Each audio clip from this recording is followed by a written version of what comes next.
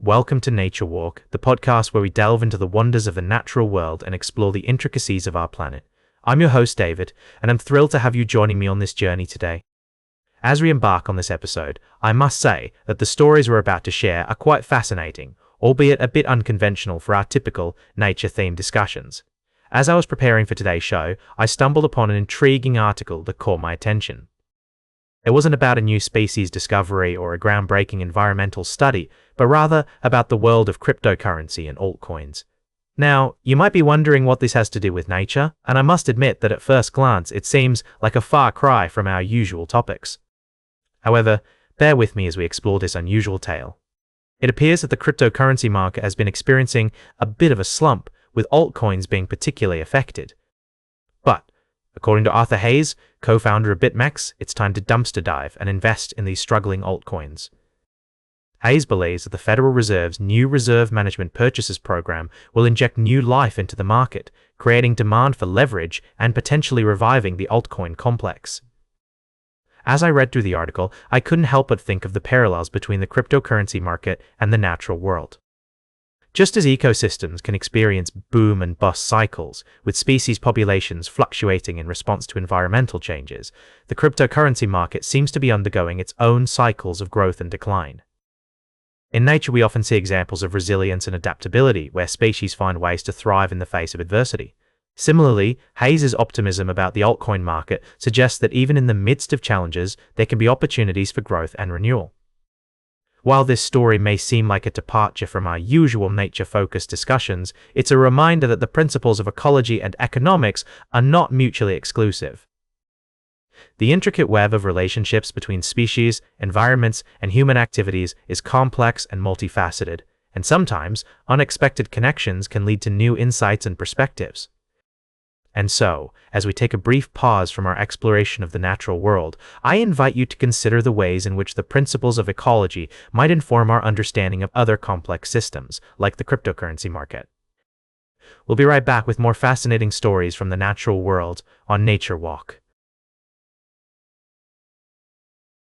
Welcome back to Nature Walk, where we're exploring the intricate web of life and the natural world that surrounds us. As we continue our journey, I'd like to shift our focus from the wonders of the wild to the world of human innovation and industry. You might wonder what this has to do with nature, but bear with me, as the connections between human activity and the environment are profound. Today, I want to discuss a company that plays a significant role in the industrial sector, Linde TLC, known for its distribution of industrial gases such as oxygen, nitrogen, and hydrogen. These elements are not just crucial for various manufacturing processes, but also have interesting ecological roles. For instance, oxygen is vital for the respiration of most living organisms, while nitrogen is a key component of amino acids, which are the building blocks of life. Jim Cramer, a well-known financial analyst, has been discussing Linde's stock performance, noting its significant pricing power and ability to maintain consistent earnings growth. This is an interesting point because pricing power in any market often reflects a company's ability to adapt and innovate, much like species in nature that evolve to better fit their environments. However, the industrial activities of companies like Linde also have environmental implications. The production and distribution of industrial gases can have carbon footprints, contributing to climate change. This highlights the complex interplay between human economic activity and natural systems. As we navigate the challenges of sustainable development, it's essential to consider how our industrial endeavors can be made more environmentally friendly. The story of Linde PSE serves as a reminder that our economic activities are not isolated from nature, but are deeply intertwined with it. As we move forward in an increasingly industrialized world, finding balance between economic growth and environmental stewardship will be crucial. This theme of interconnectedness is at the heart of what we explore on Nature Walk. From the behaviors of individual species to the broader patterns of ecosystems, understanding these connections is key to appreciating the natural world and our place within it. Welcome back to Nature Walk, dear listeners. As we conclude our journey today, I'd like to take a slight detour from the natural world and explore the realm of technology and innovation.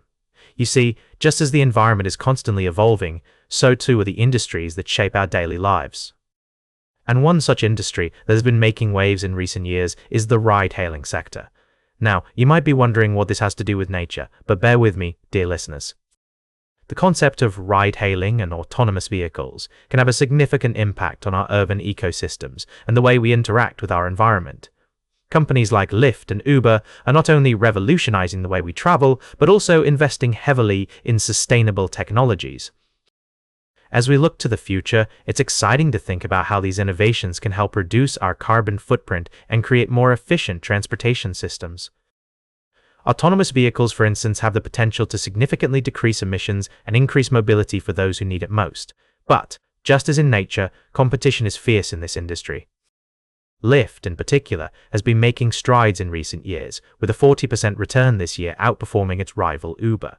However, when we zoom out and look at the bigger picture, we see that Uber still dominates the market, with a significant lead in terms of ridership and revenue. So, what can Lyft do to close the gap? Well, dear listeners, it's all about growth and engagement. By increasing its rider base and expanding its services, Lyft can start to chip away at Uber's lead. And with the rise of autonomous vehicles, the company has a unique opportunity to gain ground and establish itself as a leader in the industry. As we consider the future of transportation and its impact on our environment, it's essential to keep an eye on companies like Lyft and their efforts to innovate and adapt. Will they be able to capitalize on the trend towards autonomous vehicles and make a significant dent in Uber's market share? Only time will tell. That's all for today's Nature Walk. Remember to like, share, and subscribe, and until next time, keep exploring your natural world.